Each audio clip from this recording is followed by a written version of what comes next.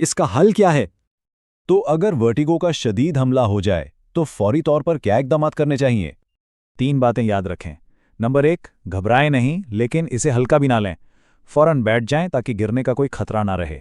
और सबसे अहम नंबर 3, डॉक्टर से राब्ता करें। असल वजह क्या है, ये जानना इंतहाई ज़रूरी है। और अब एक नाकाबिले यकीन खुशखबरी। अगर वजह बीपीवी यानी वही आवारा क्रिस्टल्स हैं तो इसका इलाज हैरत अंगेज तौर पर बहुत आसान हो सकता है।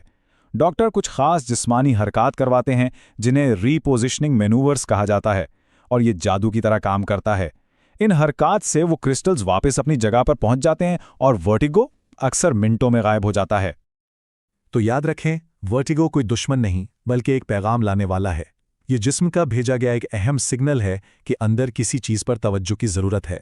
इस सिग्नल को सुने, इसकी जड़ तक पहुंचे और अपने तवाज़ुन को दोबारा से हासिल करें।